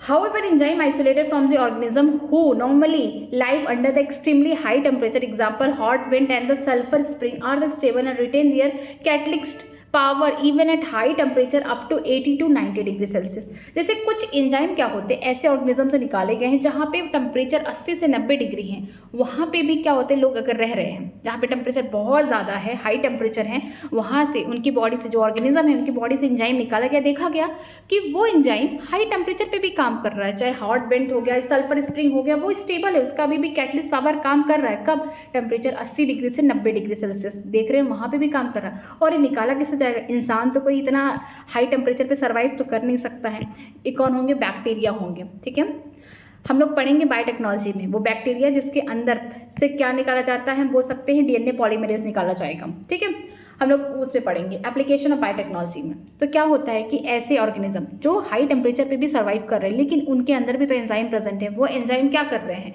अपना काम हाई टेम्परेचर पे भी दिखा रहे हैं। जब उनसे निकाला गया वो एंजाइम, तो देख रहे हैं कि वो हाई टेम्परेचर 80 से लेकर 90 डिग्री सेल्सियस तक भी स्टेबल है और अपना कैटलिस्ट पावर दिखा रहा है, काम कर रहा है। The thermal stability is thus important quality for such enzyme isolated from the thermophilic organism। ये जो थर्मल स्टेबिलिटी है बहुत ज़्यादा इंपॉर्टेंट है, किसमें, जो थर्मोफिलिक ऑर्गेनिज्म, जो हाई टेम्परेचर पे ऑर्गेनिज्म रहते हैं, वहाँ पे थर्मल स्टेबिलिटी होना बहुत ज़्यादा ज़रूरी है। कि अगर जो हाई टेम्परेचर पे ऑर्गेनिज्म रह रहे हैं, लेकिन अगर मान लीजिए वहाँ पे एंजाइम काम नहीं कर रहा, तो ऑर्गेनिज्म तो मर जाएगा, क्योंकि एंजाइम तो बहुत सारे प्रोसेस करते हैं उसके बॉडी में, मेटाबॉलिज्म में, ठीक है, हेल्प करते हैं। तो वहाँ पे क्या होगा कि जो थर्मोफिलिक ऑर्गेनिज्म होंगे, जो हाई टेम्परेचर पे रहते हैं, वहाँ पे थर्मल स्टेबिलिटी होना बहुत ज़्यादा ज़रूरी है। ये बहुत अच्छी क्वालिटी है किसकी, एंजाइम की, जिसकी वजह से मेटाबॉलिज्म अच्छे से हो रहा है। आगे देखते हैं, आगे है केमिकल रिएक्शन। केमिकल रिएक्शन को देखते हैं, how do we understand this enzyme, कैसे हम इस एंजाइम को समझें, कैसे ये काम कर रहा है, कैसे सब्सट्रेट के साथ मिल रहा है, फिर प्रोडक्ट बना रहा है, कैसे ये रिएक्शन को प्रोसीड करा रहा है, बहुत जल्दी रिएक्शन को करा रहा है बॉडी के अंदर, लिविंग बॉडी के अंदर। ठीक है, let us understand a chemical reaction. पहले हमें केमिकल रिएक्शन समझना है। जैसे कि यहाँ पे दिया गया है कि फिजिकल प्रोसेस होगा, केमिकल प्रोसेस होगा, दो टाइप के। देखिए, chemical compound undergo two type of changes. देखिए, दो टाइप की चेंजेस में जाएगा केमिकल कंपाउंड, एक तो फिजिकल होगा, दूसरा क्या होगा, केमिकल होगा। अब physical process simply refers to change in the shape without breaking of the bond, this is the physical process. Physical process में क्या होता है कि यहाँ पे जो कंपाउंड होगा ना, ये अपने एक से दूसरे फॉर्म में चला जाएगा बिना बॉन्ड के टूटे। जैसे एग्जाम्पल दिया है यहाँ पे, another physical process is change in the state of the matter which when ice melt into water और व्हेन वाटर बिकम वेपर। यहाँ पे क्या बोला गया, जो फिजिकल प्रोसेस है यहाँ पे एक स्टेट से दूसरे स्टेट में जा रहा है बिना बॉन्ड टूटे। ये बहुत इंपॉर्टेंट, जो फिजिकल प्रोसेस में क्या होता है कि बॉन्ड वगैरह नहीं टूटता है। यहाँ पे इनका शेप या तो बदल जाएगा बिना बॉन्ड टूटे, ठीक है, या तो फिर इनका स्टेट बदल जाएगा। अगर हम बात करते हैं आइस को, तो आइस को हम जब बाहर लाते थोड़ा सा हीट कर दिए थोड़ा सा, तो क्या हो जाएगा, हाई टेम्परेचर पे ये क्या हो जाएगा, मेल्ट हो जाएगा, पानी पानी हो जाएगा। ठीक है, यहाँ पे वाटर बन गया, वाटर को फिर से हम यहाँ पे हीट कर दिए तो क्या बन जाएगा, यहाँ पे बन जाएगा वेपर बन जाएगा। तो ये क्या हो रहा है, यहाँ पे बॉन्ड टूट नहीं रहे, बट ये फिजिकल प्रोसेस है, हम लोग बाहर से ही इसको फिजिकली ट्रीट कर रहे हैं। ठीक है, however when the bond are broken and the new bond are form during the transformation, this will call the chemical reaction. जब नए बॉन्ड बनते हैं, पुराने बॉन्ड टूटते हैं, यहाँ पे क्या होगा, एक बार बॉन्ड टूटेगा, बनेगा, तो इस टाइप के जो प्रोसेस होते हैं इसे बोलते हैं केमिकल रिएक्शन, या आप बोल सकते हैं केमिकल प्रोसेस चल रहा है ये। फॉर एग्जाम्पल, यहाँ पे बेरियम हाइड्रोक्साइड दिया गया है, किसके साथ, यहाँ पे H2SO4 सल्फ्यूरिक एसिड के साथ। तो देखिए यहाँ पे बेरियम सल्फेट बन रहा है और क्या निकल जा रहा है, वाटर। ठीक है, ये क्या है, बेस है। बेरियम हाइड्रोक्साइड क्या है, बेस है, और ये एसिड। जब एसिड और बेस रिएक्शन करते हैं तो क्या है, न्यूट्रलाइजेशन रिएक्शन है, ठीक है। यहाँ पे क्या होगा, एक्सोथर्मिक प्रोसेस है, ये एनर्जी भी निकलेगा, यहाँ पे क्या बन जाएगा, सॉल्ट बन जाएगा, वाटर। देखिए सबने पढ़ा होगा कि जब एसिड किसके साथ रिएक्ट करता है, बेस के साथ, तो वहाँ पे न्यूट्रलाइजेशन होता है, यहाँ पे साल्ट बन जाएगा और यहाँ पे वाटर बन जाएगा। तो यहाँ पे क्या है, बेस है और एसिड के साथ रिएक्शन कर रहा है तो सॉल्ट बन गया और वाटर बन गया। ये क्या है, इनऑर्गेनिक केमिकल रिएक्शन है। For example it is an inorganic chemical reaction. ये कैसे होते हैं, इनऑर्गेनिक केमिकल रिएक्शन है। Similarly the hydrolysis of starch into the glucose is an organic chemical reaction. यहाँ पे क्या होगा, अगर स्टार्च में हम लोग क्या डाल रहे हैं, पानी डाल दे रहे हैं, तो क्या बन रहा है, ये ग्लूकोज बन रहा है, ठीक है। ये क्या है, ऑर्गेनिक केमिकल रिएक्शन हो रहा है। रेट ऑफ फिजिकल और the chemical process refers to the amount of the product form per unit time it is expressed at. जो रेट ऑफ फिजिकल या फिर केमिकल प्रोसेस है, क्या हो रहा है, रेट इक्वल टू क्या होता है, delta P upon delta T. Rate of formation of product with respect to, किससे देख रहे हैं हम लोग, टाइम के रेस्पेक्ट में देख रहे हैं, कितने टाइम में कितना प्रोडक्ट बन रहा है, ठीक है। Rate can be also called the velocity if the direction is specified. Rate को हम लोग क्या बोल सकते हैं, वेलोसिटी बोल सकते हैं कि मैग्नीट्यूड भी है, डायरेक्शन भी है, और ये डायरेक्शन क्या है, स्पेसिफाइड है। ऐसा नहीं है कि अगर रिएक्शन फॉरवर्ड चल रहा है तो कभी भी मन कहा तो बैकवर्ड हो जाएगा, नहीं, यहाँ पे क्या होगा, डायरेक्शन भी इनका स्पेसिफाई होगा। Rate of the physical and the chemical process are influence by the temperature among the other factor. जो रेट होता है फिजिकल या फिर केमिकल प्रोसेस का, इन्फ्लुएंस करता है टेम्परेचर के द्वारा, ठीक है। कोई भी फैक्टर होगा, टेम्परेचर का बहुत ज़्यादा महत्वपूर्ण होगा रोल। देखिए ये जनरल थंब यहाँ पे रोल दिया गया है, is that the rate double और decrease by half of for every 10 degree Celsius in their either reaction. अगर आप पढ़े होंगे कि इसमें केमिकल काइनेटिक्स की बात कर रही हूँ, वहाँ पे भी अगर आप पढ़ेंगे तो यहाँ पे जो रेट होगा, ठीक है, यहाँ पर रेट या तो डबल हो जाएगा या तो आधा हो जाएगा हर 10 डिग्री सेल्सियस में, चाहे किसी भी डायरेक्शन में, चाहे फॉरवर्ड चाहे बैकवर्ड में। क्या होगा कि यहाँ पे हर बार रेट या तो डबल हो जाएगा, क्योंकि रेट क्या होता है, रेट किस पे डिपेंड कर रहा है, रेट डिपेंड कर रहा है, यहाँ पे हम बोल सकते हैं रिएक्टेंट पे डिपेंड कर रहा है कि कैसे रिएक्टेंट टूट के यहाँ पे प्रोडक्ट बना रहा है, ठीक है, कैसे सबस्ट्रेट टूट के यहाँ पे प्रोडक्ट बना रहा है। तो जो रेट होगा वो क्या होगा, या तो डबल हो जाएगा या तो आधा हो जाएगा हर 10 डिग्री सेल्सियस पे किसी भी डायरेक्शन में, ओके।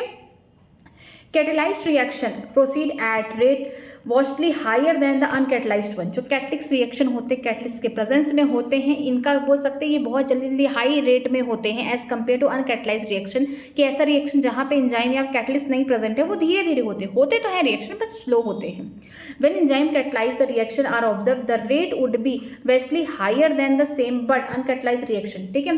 जब एंजाइम क्या करते हैं, कैटलिस्ट रिएक्शन में क्या करते हैं, काम करते हैं, तो ये क्या करते हैं, जो रिएक्शन का रेट है उसको बढ़ा देते हैं एज कम्पेयर टू जो अनकैटलाइज्ड रिएक्शन है। जैसे फॉर एग्जांपल दिया है कि CO2 और वाटर, ठीक है, इनको जोड़ के यहाँ पे क्या बनना था, कार्बोनिक एसिड। अगर यहाँ पे एंजाइम नहीं प्रेजेंट है तब भी ये बनेगा, एंजाइम प्रेजेंट है तब भी बनेगा, लेकिन जब प्रेजेंट है तब देखिए क्या होगा, जब नहीं प्रेजेंट है एंजाइम तब क्या होगा। देखिए CO2 एंड वाटर ये दोनों रिएक्शन करके क्या बनेंगे, कार्बोनिक एसिड बना रहे हैं। अब देखिए अभी एंजाइम नहीं प्रेजेंट है। In absence of any enzyme this reaction is very slow with about 200 molecule of the carbonic acid being form in 1 hour, ठीक है। जब एंजाइम नहीं प्रेजेंट है तो CO2 वाटर दोनों मिलके क्या बना रहे, कार्बोनिक एसिड बन रहा है, लेकिन क्या हो रहा है, 1 घंटे में 1 आवर में सिर्फ 200 मॉलिक्यूल बन रहे, 200 मॉलिक्यूल बन रहे, किसका, कार्बोनिक एसिड का, ठीक है। बस इतना ही बनना, बहुत स्लो है। However, by using the enzyme present within the cytoplasm called carbonic anhydrase, the reaction speed dramatically with the about 6 lakh molecule being formed every पर सेकेंड। तो यहाँ पे क्या लिखा गया है कि जब हम लोग एंजाइम यूज करें, कौन सा एंजाइम, कार्बोनिक एनहाइड्रेस एंजाइम का इस्तेमाल करें, जो कहाँ प्रेजेंट है, साइटोप्लाज्म में प्रेजेंट है, ठीक है, साइटोप्लाज्म में प्रेजेंट है। ये क्या कर रहा है, इसी रिएक्शन को बहुत तेज रफ्तार से बढ़ा दे रहा है कि 1 सेकेंड में, हर सेकेंड में कितने मॉलिक्यूल बन रहे, 6 लाख मॉलिक्यूल बन रहे, किसके, कार्बोनिक एसिड के। जब यहाँ पे कोई एंजाइम नहीं प्रेजेंट था, नॉर्मली हम लोग क्या कर रहे थे, CO2 वाटर को मिला के हम लोग कार्बोनिक एसिड बना रहे थे, तब 1 घंटे में सिर्फ 1 आवर में 200 मॉलिक्यूल्स बन रहे थे। लेकिन जैसे ही हमने क्या किया, यहाँ पे एंजाइम ला के रख दिया, ठीक है, कौन सा एंजाइम, कार्बोनिक एनहाइड्रेस, तो यहाँ पे 1 सेकंड में कितने मॉलिक्यूल बन रहे, 6 लाख मॉलिक्यूल बनना स्टार्ट हो गए। सोचिए कितना ज़्यादा, कितनी तेज स्पीड से काम कर रहे हैं एंजाइम। यहाँ पे क्या करें, कितनी तेज स्पीड से यहाँ पे मॉलिक्यूल्स बनाना स्टार्ट कर रहे हैं कार्बोनिक एसिड का। यहाँ पे देखिए the enzyme has accelerated the reaction rate by about 10 million time. यहाँ पे बोला गया है कि जो एंजाइम है इसने क्या किया, अगर एंजाइम नहीं प्रेजेंट था तो 1 घंटे में 200 मॉलिक्यूल बन रहे थे किसके, कार्बोनिक एसिड के। जैसे एंजाइम प्रेजेंट हो गया 1 सेकंड में 6 लाख मॉलिक्यूल बन रहे किसके, कार्बोनिक एसिड के। तो इसका मतलब है कि एंजाइम के आने के बाद 10 मिलियन टाइम्स क्या हो गया, यहाँ पे बोल सकते हैं कि एंजाइम ने रिएक्शन को बढ़ा दिया, मॉलिक्यूल्स को बढ़ा दिया। The power of the enzyme is incredible Indeed. ठीक है, जो पावर एंजाइम का आपने देख लिया कि किस तरीके से उसने मॉलिक्यूल्स को आते ही यहाँ पे बोल सकते हैं रिएक्शन को इतना तेज कर दिया कि यहाँ पे 1 सेकेंड में 6 लाख मॉलिक्यूल बन रहे किसके, कार्बोनिक एसिड के। आगे देखते हैं, there are 1000 of the type of the enzyme, each catalyze is a unique chemical और मेटाबॉलिक रिएक्शन। ठीक है, यहाँ पे हजारों टाइप के एंजाइम प्रेजेंट होते हैं जो क्या करते हैं, हर बार केमिकल रिएक्शन करते हैं, मेटाबॉलिज्म चलाते रहते हैं। A multi step chemical reaction when the each of the step is catalysed by the same enzyme complex और different enzyme is called metabolic pathway. ठीक है, क्या होता है कि ढेर सारे स्टेप होते हैं, कोई भी केमिकल रिएक्शन चल रहा है, ऐसा तो है नहीं कि एक स्टेप में कंप्लीट हो जाएगा, बहुत सारे मल्टीपल स्टेप होते हैं। ऐसा भी हो सकता है कि एक सेम एंजाइम 2-3 बार आके वो काम कर रहा, मीन्स वहाँ पे रिएक्शन को बढ़ा रहा। ऐसा भी हो सकता है कि एक स्टेप के बाद दूसरा एंजाइम या तीसरा एंजाइम, इस तरीके से डिफरेंट यहाँ पे एंजाइम आके मल्टीपल स्टेप का जो भी रिएक्शन इसको कंप्लीट करे, इसे क्या बोलते हैं, मेटाबॉलिक पाथवे बोलते हैं। फॉर एग्जांपल ग्लूकोज से अगर 2 मॉलिक्यूल किसके बने, पायरुविक एसिड के, यहाँ पे क्या हो रहा है, 10 स्टेप कंप्लीट होंगे, यहाँ पे 10 स्टेप कंप्लीट होंगे, यहाँ पे 10 डिफरेंट टाइप के एंजाइम्स का इस्तेमाल होगा। is actually a metabolic pathway in which glucose become pyruvic acid through the 10 different enzyme catalyze the metabolic reaction। आप कहाँ पढ़ेंगे इसको, ग्लाइकोलिसिस में पढ़ेंगे कि ग्लूकोज क्या बना रहा है, 2 मॉलिक्यूल पायरुविक एसिड का बना रहे हैं, 10 स्टेप में कंप्लीट हो रहे हैं रिएक्शन, और यहाँ पे 10 डिफरेंट टाइप के एंजाइम यहाँ पे काम कर रहे हैं। When you study respiration in chapter 14, you will be study this reaction। जब आप ये चैप्टर पढ़ेंगे तो आपको ये ग्लाइकोलिसिस पढ़ने को मिलेगा। At this stage you should know that these is very metabolic pathway with 1 or 2 additional reaction give rise to variety of metabolic product end। ठीक है, यहाँ पे बोला गया है कि इस तरीके से ऐसा नहीं होता कि एक मेटाबॉलिक पाथवे से सिर्फ एक टाइप के प्रोडक्ट बने, ऐसा नहीं होता। यहाँ पे क्या होता है, यहाँ पे कंडीशन अगर अलग कर दे तो जो मेटाबॉलिक प्रोडक्ट होता है ये भी क्या हो जाएगा, अलग हो जाएगा। जैसे एग्जांपल दिया गया है, in our skeleton system under anaerobic condition, जब यहाँ पे ऑक्सीजन की कमी है, ऑक्सीजन नहीं मिल रहा है, lactic acid is form. Glucose से क्या हो रहा है, लैक्टिक एसिड बन रहा है, यहाँ पे क्या हो रहा है, कैटाबॉलिज्म हो रहा है, यहाँ पे बोल सकते हैं ब्रेकिंग हो रहा है, एनर्जी निकल रही है। ठीक है, तो नॉर्मल कंडीशन में क्या हो रहा है कि एरोबिक रिस्पायरेशन होगा। लेकिन अगर हमारे स्केलेटन मसल की बात कर रहे हैं, अगर हम एक्सरसाइज कर रहे हैं जहाँ पे ऑक्सीजन सही से नहीं मिल पा रहा, तो यहाँ पे ग्लूकोज क्या हो रहा है, टूट के क्या बना, लैक्टिक एसिड बना रहा है, कहाँ, हमारे स्केलेटन मसल्स में, तो यहाँ पे एनर्जी निकल रहा है। ठीक है, तो ये क्या हो गया, कैटाबॉलिज्म हो गया।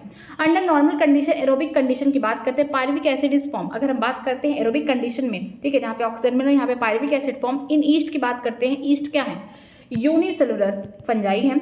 ठीक है, ये किसके बोल सकते हैं, किस क्लास से बिलोंग करते हैं, एस्कोमाइसिडीज। वेरी इंपॉर्टेंट है क्योंकि एक्सेप्शन रह चुका है कि जो ईस्ट होंगे ये कैसे होंगे, एक सेल से बने होंगे, यूनिसेलर यूकैरियोट हैं।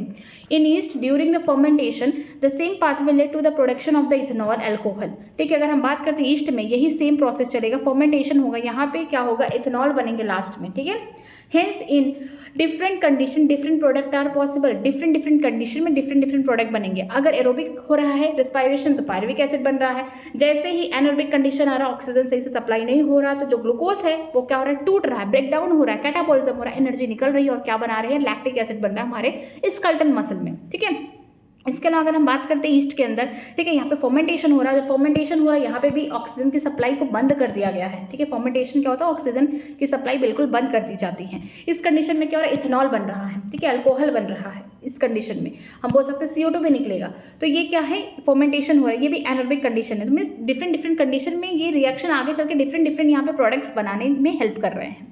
आगे देखते हैं, how do enzyme bring about such a high rate of the chemical conversion. किस तरीके से एंजाइम कोई भी केमिकल रिएक्शन को इतनी तेज रफ्तार से उस केमिकल रिएक्शन को प्रोसीड कर रहा है, कैसे काम कर रहा है एंजाइम। देखिए, to understand this we should study the enzyme written mode. उससे पहले अगर हमको ये समझना है तो हमें थोड़ा बहुत एंजाइम के बारे में जानना होगा।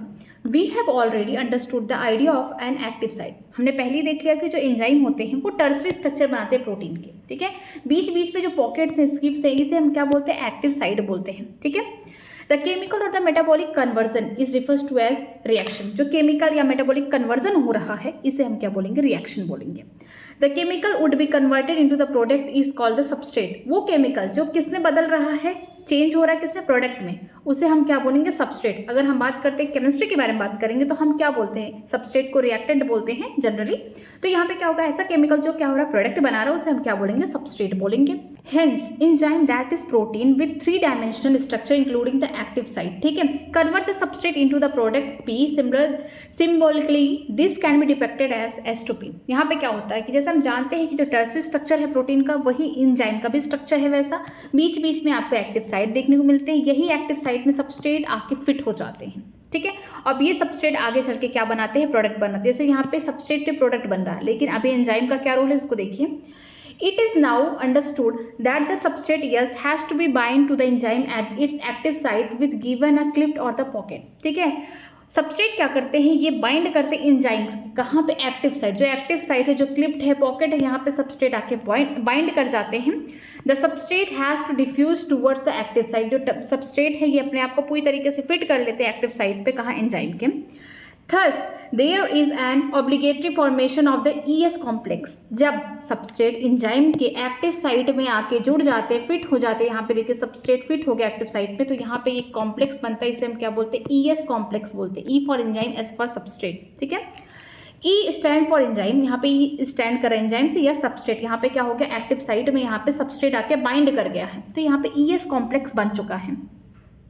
This complex formation is an transient phenomena. Means ये जो कॉम्प्लेक्स बना है, ये कॉम्प्लेक्स ये क्या है, शॉर्ट लिव्ड है, थोड़े समय के लिए है, ऐसा नहीं कि परमानेंट है, ये टेम्परेरली बना हुआ है। During the state of pair, the substrate is bound to the enzyme active site. A new structure of the substrate is called the transition state structure is formed. ठीक है, इस स्टेट में जहाँ पे सबस्ट्रेट बाइंड किया है enzyme के active site पे, एक नया स्ट्रक्चर बन रहा है, इसे हम क्या बोल रहे हैं, ES कॉम्प्लेक्स बोल रहे हैं, या फिर इसे बोलेंगे ट्रांजिशन स्टेट। ये बन चुका है, ये टेम्परेरी बना हुआ है। Very soon after the expected bond breaking and making is completed, the product is release from the active site. ठीक है, यहाँ पे जो ES है, जो ES कॉम्प्लेक्स है, यहाँ पे क्या होगा, एंजाइम क्या करेगा, सबस्ट्रेट के कुछ बॉन्ड को तोड़ेगा, कुछ बनाएगा, और आगे चल के क्या बना देगा, यहाँ पे प्रोडक्ट बना देगा, और एंजाइम अकेले फिर से अकेले क्या हो जाएगा, निकल जाएगा। ठीक, आगे देखते हैं कहाँ से रिलीज होगा। इंपॉर्टेंट ये है कि जो एक्टिव साइट है वहाँ से ही प्रोडक्ट रिलीज होगा, क्योंकि देखिए यहाँ पे क्या होगा, एक टर्सरी स्ट्रक्चर है, किसका, प्रोटीन का स्ट्रक्चर है, और एंजाइम में हमारा टर्सरी स्ट्रक्चर वाला प्रोटीन है। इसके एक्टिव साइट में सबस्ट्रेट आके जुड़ गए, फिर यहाँ पे ES कॉम्प्लेक्स बन गया। ठीक, ES कॉम्प्लेक्स जो है टेम्परेरी है। यहाँ पे अब एंजाइम क्या करेगा, धूम मचाएगा, ये क्या करेगा, सबस्ट्रेट के बॉन्ड को तोड़ेगा, जोड़ेगा, कुछ बनाएगा, और यही एक्टिव साइट से अब सबस्ट्रेट को कहेगा तुम बदल चुके हो, तुम अब प्रोडक्ट हो चुके हो, तुम अब आगे चल के अब रिलीज तो होगे, निकलोगे तुम बाहर इस एक्टिव साइट से, लेकिन सबस्ट्रेट के नाम से नहीं, अब प्रोडक्ट के नाम से जाने जाओगे। प्रोडक्ट बना, और यहाँ पे क्या हुआ, एंजाइम भी अकेले से निकल जाएगा, अलग हो जाएगा। ठीक, in other words the structure of the substrate get transform into the structure of product. हम दूसरी भाषा में ये भी बोल सकते हैं कि जो हमारा सबस्ट्रेट था एक्टिव साइट में, जहाँ पे बाइंड किया था एंजाइम के एक्टिव साइट में, वहाँ पे बदल चुका है, सबस्ट्रेट अब प्रोडक्ट के फॉर्म में बदल चुका और एक्टिव साइट से निकल चुका है। The pathway of this transformation must go through so called the transition state structure. इस पाथवे को हम, जो ये ट्रांसफॉर्मेशन हो रहा है, सबस्ट्रेट से प्रोडक्ट बन रहा है, किसकी प्रेजेंस में, एंजाइम की मदद से, यहाँ पे क्या हो रहा है, सबस्ट्रेट प्रोडक्ट में बदल रहा है, इस पाथवे को हम क्या बोल रहे हैं, ट्रांजिशन स्टेट बोल रहे हैं। There could be many more altered structural state between the stable substrate and the product. यहाँ पे क्या होगा, ढेर सारे डिफरेंट टाइप के यहाँ पे स्ट्रक्चरल स्टेट में क्या वो चेंज हो चुका है। ठीक है, यहाँ तब जाके एक स्टेबल सबस्ट्रेट किसमें बदल चुका है, प्रोडक्ट में बदल चुका है। Implicit in this statement is that the fact that all the other intermediate structural change are unstable. जितने भी स्ट्रक्चर में चेंज हुए हैं वो क्या है, अनस्टेबल है, थोड़े समय के लिए, क्योंकि एंजाइम क्या कर रहा है, कुछ ना कुछ तोड़ रहा है, कुछ यहाँ पे बॉन्ड बना रहा है, तो ये क्या है, एक ऐसा स्ट्रक्चर बना, इंटरमीडिएट ऐसा बना जो कि क्या है, अनस्टेबल, आगे चल के इनको क्या बनाना है, प्रोडक्ट बनाना है। Stability is something related to the energy status of the molecule और द स्ट्रक्चर। स्टेबिलिटी क्या है, एनर्जी से रिलेट करते हैं।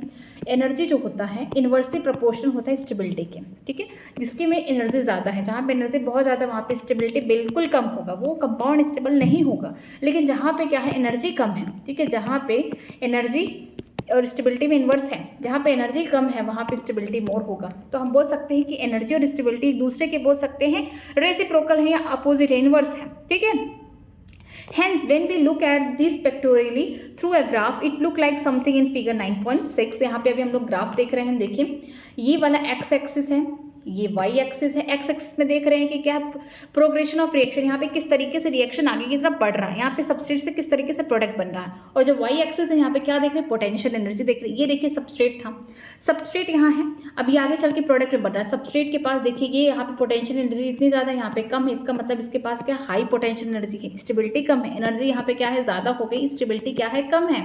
ठीक है, आप इससे देखिए वाई एक्सिस वाले ग्राफ पे देखिए कौन है, पोटेंशियल एनर्जी को रिप्रेजेंट किया जा रहा है। ये सबस्ट्रेट है, यहाँ पे देखेंगे यहाँ पे क्या है कि यहाँ पे एनर्जी क्या है, यहाँ पे ज़्यादा है एज़ कम्पेयर टू यहाँ पे देखेंगे प्रोडक्ट, यहाँ पे एनर्जी कम है। जहाँ पे एनर्जी ज़्यादा होगा वहाँ पे स्टेबिलिटी क्या हो जाएगा, कम हो जाएगा। जहाँ पे एनर्जी कम है वहाँ पे क्या हो जाएगा, स्टेबिलिटी ज़्यादा हो जाएगा। तो ये सबस्ट्रेट जो है ये आगे चल के कुछ यहाँ पे स्ट्रक्चर बनाएंगे, इंटरमीडिएट स्ट्रक्चर होगा टेम्परेरी, इसे क्या बोलेंगे, ट्रांजिशन स्टेट, फिर आगे चल के प्रोडक्ट बना देंगे। यहाँ से क्या होगा, एनर्जी निकलेगा, ठीक है, यहाँ पे एनर्जी निकल जाएगा और ये स्टेबल हो जाएंगे, स्टेबिलिटी इनमें आ जाएगी।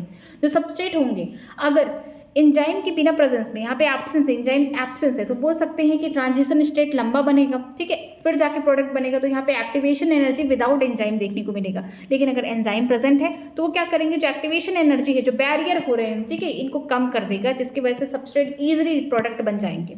तो आप यहाँ पे देखेंगे कि एक्स एक्सिस पे क्या हो रहा है, किस तरीके से रिएक्शन आगे की तरफ प्रोसीड हो रहा है। हम वाई एक्सिस पे देख रहे हैं पोटेंशियल एनर्जी, यहाँ पे सबस्ट्रेट के पास हाई एनर्जी, स्टेबिलिटी कम है, इसीलिए सबस्ट्रेट जब प्रोडक्ट में बन रहा है, जहाँ पे एनर्जी लूज कर रहा है, एनर्जी निकाल रहा है, तो हम इस टाइप के रिएक्शन को क्या बोलेंगे, एक्सोथर्मिक बोलेंगे। जहाँ पे एनर्जी रिलीज होता है उसे एक्सोथर्मिक बोलते हैं, और यहाँ पे स्टेबिलिटी ज़्यादा होती है प्रोडक्ट की।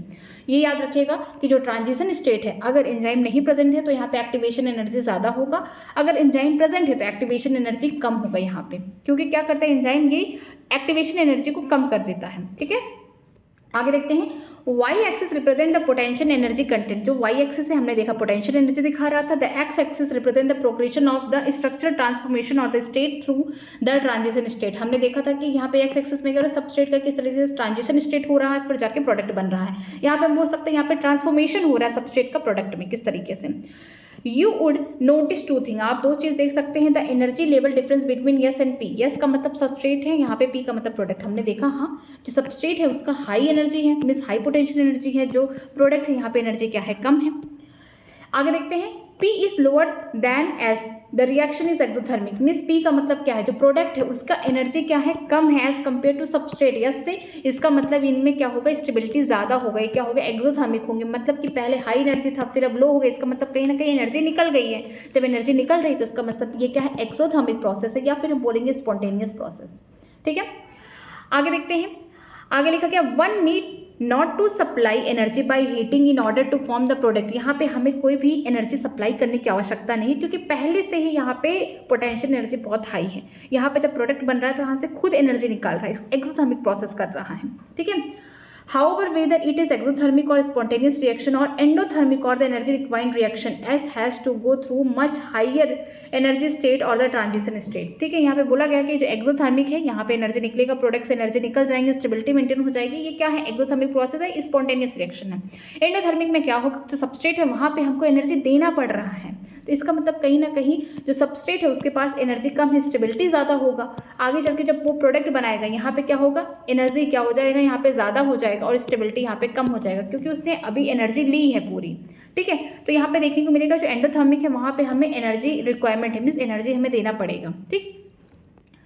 आगे देखते हैं, the difference in the average energy content is yes from this transition is called the activation energy. ये जो डिफरेंस आ रहा है किसमें, एवरेज एनर्जी में, किसके, सबस्ट्रेट का और किसमें की जो ट्रांजिशन स्टेट है, इनमें से हम एक्टिवेशन एनर्जी कहते हैं। देखिए ये सबस्ट्रेट है, ट्रांजिशन स्टेट है, जब हमने यहाँ पे कोई एंजाइम नहीं रखा है, हम बोल सकते हैं कि एब्सेंस ऑफ एंजाइम, ठीक है, यहाँ पे एब्सेंट नहीं है, तो ये जो यहाँ पे बैरियर आ रहा है डेल्टा एच बोल सकते हैं हम लोग इसको, या फिर जो बोल सकते हैं जो यहाँ पे एनर्जी का गैप देखने को मिल रहा है, इसे हम क्या बोल रहे हैं, ट्रांजिशन स्टेट बोल रहे हैं, इसी को हम क्या बोल रहे हैं, हम एक्टिवेशन एनर्जी बोलेंगे, ठीक है। तो अगर एंजाइम नहीं प्रेजेंट है तो यहाँ पे बोल सकते हैं एक्टिवेशन एनर्जी ज़्यादा हो रहा है सबस्ट्रेट से लेकर ट्रांजिशन स्टेट तक, जहाँ पे बोल सकते हैं स्ट्रक्चर में चेंजेस हो रहे हैं, यहाँ पे बॉन्ड वगैरह टूट रहे हैं, सब कुछ हो रहा है। लेकिन अगर हमने एंजाइम रखा है, एंजाइम के प्रेजेंस में हम क्या करें, कोई भी रिएक्शन को प्रोसीड करा रहे हैं, तो यहाँ पे जो सबस्ट्रेट होगा यहाँ पे देखिए इस तरीके का, यहाँ पे बोल सकते हैं जो एक्टिवेशन एनर्जी है यहाँ पे क्या हो जाएगा, कम हो जाएगा, जो सबस्ट्रेट क्या हो जाएगा, प्रोडक्ट में जल्दी से बन जाएगा, ठीक है। आगे देखते हैं, आगे लिखा गया है, enzyme eventually bring down this energy barrier making the transition of S to P more easy. Enzyme क्या करते हैं, ये जो एनर्जी का जो बैरियर है, जो सबस्ट्रेट से ट्रांजिशन स्टेट तक का जो एक्टिवेशन एनर्जी, इसको क्या कर रहा है, कम कर रहा है। बोल सकते हैं एक्टिवेशन एनर्जी जो है ये किसके बीच का गैप है, ये एनर्जी का गैप है किसका, सबस्ट्रेट और ट्रांजिशन स्टेट के बीच का जो एनर्जी का गैप है, इसे हम क्या बोल रहे हैं, एक्टिवेशन एनर्जी बोल रहे हैं। अगर प्रेजेंस है, एंजाइम प्रेजेंट है तो बोल सकते हैं एक्टिवेशन एनर्जी क्या हो जाएगा, कम हो जाएगा। अगर यहाँ पे एंजाइम नहीं प्रेजेंट है तो इसका मतलब एक्टिवेशन एनर्जी थोड़ा बड़ा होगा, लंबा होगा, ठीक है, ज़्यादा टाइम तक होगा। तो जो एंजाइम है ये क्या कर रहा है कि जो बैरियर है, जो एनर्जी बैरियर, जो एक्टिवेशन एनर्जी उनको कहीं ना कहीं कम कर रहा है और ईजिली सबस्ट्रेट क्या कर रहा है, प्रोडक्ट बना ले रहा है। आगे देखते हैं नेचर ऑफ एंजाइम एक्शन, किस तरीके से एंजाइम अपना एक्शन शो कर रहा है। Each enzyme E has a substrate S binding the site in its molecule so that highly reactive enzyme substrate complex ES is produce. यहाँ पे क्या होता है कि हर एक एंजाइम क्या करता है, हर एक सबस्ट्रेट को, ठीक है, ईच एंजाइम के पास क्या होता है, एक्टिव साइट होता है। मान लीजिए एक एंजाइम ये है तो उसके पास एक्टिव साइट है, तो यहाँ पे क्या करेगा, वो सबस्ट्रेट को बाइंड कर लेगा। बाइंड करने के बाद यहाँ पे देखने को मिलता है एक कॉम्प्लेक्स बनेगा, ES कॉम्प्लेक्स। ये क्या होता है, बहुत ज़्यादा हाईली रिएक्टिव है, अनस्टेबल बोल सकते हैं। अगर किसी में रिएक्टिविटी ज़्यादा है तो अनस्टेबल है, अनस्टेबल है तो इसका मतलब यहाँ पे क्या होगा, रिएक्शन बहुत जल्दी होगा, ठीक है। तो ES कॉम्प्लेक्स का मतलब क्या है, एंजाइम और सबस्ट्रेट का एक कॉम्प्लेक्स बन गया है, क्योंकि जो एंजाइम है उनके एक्टिव साइट पे अब कौन आ चुके हैं, कौन आके जुड़ चुके हैं, सबस्ट्रेट आके जुड़ चुके हैं। इस कॉम्प्लेक्स को क्या बोलेंगे, ES बोलेंगे। This complex is short live and dissociated into the product P and the unchange enzyme with intermediate formation of enzyme product complex is EP। ठीक है, क्या होता है, जो ES कॉम्प्लेक्स है, जो इंजाइम सबस्ट्रेट का जो यहाँ पे कॉम्प्लेक्स बना है, ये शॉर्ट लिव है, थोड़े समय तक है। फिर क्या होता है, जो इंजाइम है ये सबस्ट्रेट को तोड़ फोड़ देगा, वहाँ से क्या बना देगा, प्रोडक्ट, जो एक्टिव साइड है, ठीक है, यहाँ पे आके सबस्ट्रेट बैठ गए, अब एक कॉम्प्लेक्स बन गया ES, ठीक है। अब ये इंजाइम अपना काम करना स्टार्ट कर देगा, इस सबस्ट्रेट में क्या करेगा, बॉन्ड वगैरह को तोड़ना जोड़ना स्टार्ट करके अब क्या करेगा, इस एक्टिव साइड से प्रोडक्ट को रिलीज कर देगा और इंजाइम खुद अकेले बिना उसके स्ट्रक्चर में चेंज हुए अलग से निकल जाएगा। ठीक है, तो हम बोल सकते हैं जो इंटरमीडिएट बना है वो क्या है, इंजाइम प्रोडक्ट कॉम्प्लेक्स बना हुआ है। इस तरीके से देखिए रिप्रेजेंटेशन है। The formation of ES complex is essential for catalysis. यहाँ पे जो कॉम्प्लेक्स बन रहा है ES कॉम्प्लेक्स, है बहुत ज़्यादा इंपॉर्टेंट है कैटालिसिस में, मतलब कि हम बोल सकते हैं इंजाइम की एक्टिविटी में, कैटेलिक पावर यहाँ पे देखने के लिए। E और S मतलब कि इंजाइम के एक्टिव साइड में कौन आके सबस्ट्रेट जुड़ गए, तो ES कॉम्प्लेक्स बन गया है। ठीक है, ES कॉम्प्लेक्स कैसे होते हैं, ये शॉर्ट लिव होते हैं, थोड़े समय तक होते हैं। अब यहाँ पे इंजाइम क्या करेगा, सबस्ट्रेट के बॉन्ड को तोड़ तोड़ के यहाँ पे प्रोडक्ट बनाएगा, अपने एक्टिव साइट में सारा काम कर रहा है। यहाँ पे कौन बन गया, EP बन गया। अब यहाँ पे प्रोडक्ट तैयार हो चुका है, यहाँ पे EP कॉम्प्लेक्स बन चुका है। अब क्या होगा, इस प्रोडक्ट को रिलीज कर देगा एक्टिव साइट से इंजाइम, और अपना खुद बिना कुछ चेंज हुए, अपने स्ट्रक्चर में बिना कुछ टूटे फूटे, खुद से इंजाइम फिर से एक बार अब आके फिर से दूसरे मॉलिक्यूल में ये क्या करेंगे, फिर से इसी तरीके से रिएक्शन प्रोसीड करने के लिए तैयार हो जाएंगे। ठीक है, आगे देखते हैं। The catalytic cycle of the enzyme action can be describe in the following step. जो कैटलिक साइकिल है किसी एंजाइम का, जो कैटलिक पावर है उसको किस तरीके से देखा जाएगा। पहला, first substrate bind to the active side of the enzyme fitting into the active side. पहला काम क्या है कि जो टर्सरी स्ट्रक्चर है एंजाइम का, उनमें एक्टिव साइड है, यहाँ पे पॉकेट है, सबस्ट्रेट का पहला काम क्या होगा, इसमें बाइंड करना। इस तरीके से बाइंड कर दिया, ठीक है, सबस्ट्रेट बाइंड कर गया एंजाइम से, तो यहाँ पे क्या बन गया, ES कॉम्प्लेक्स बन गया। ठीक है, ये शॉर्ट लिव है, बोल सकते हैं अनस्टेबल है, बहुत हाईली रिएक्टिव है ये।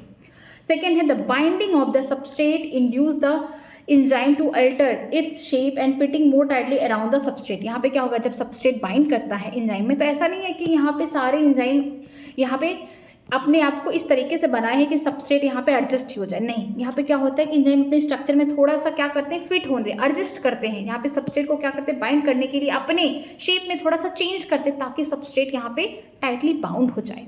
थर्ड स्टेप में क्या है, the active site of the enzyme now is to closely approximately of the substrate break the chemical bond of the substrate and the new enzyme product complex is form. ठीक है, जब पूरी तरीके से यहाँ पे जो एक्टिव साइट में यहाँ पे इंजाइम पूरी तरीके से यहाँ पे सबस्ट्रेट को टाइटली बाउंड कर लिए, तो यहाँ पे ES कॉम्प्लेक्स बन चुका है जो कि हाईली रिएक्टिव है। ठीक है, यहाँ पे स्टेबिलिटी बहुत कम है, तो अब ये पूरी तरीके से एडजस्ट हो चुका है सबस्ट्रेट कहाँ पे, एक्टिव साइट ऑफ एंजाइम। तो अब ये क्या होगा, एंजाइम क्या करेगा, जो सबस्ट्रेट में जो बॉन्ड है उनको तोड़ना स्टार्ट कर देगा। अब यहाँ पे एक नया कॉम्प्लेक्स बनाएगा, EP कॉम्प्लेक्स। मीन्स अब सबस्ट्रेट नहीं कहलाएगा, प्रोडक्ट बनने की तैयारी कर रहा है, प्रोडक्ट कहलाने वाला है। तो यहाँ पे EP कॉम्प्लेक्स बन गया। फिर क्या होगा, आगे चल के प्रोडक्ट अलग निकल जाएगा, और जो हमारा एंजाइम है बिना अपने स्ट्रक्चर में चेंज किए, बिना टूटे फूटे, फिर से वो नए रिएक्शन के लिए तैयार हो जाएगा। आगे देखते हैं।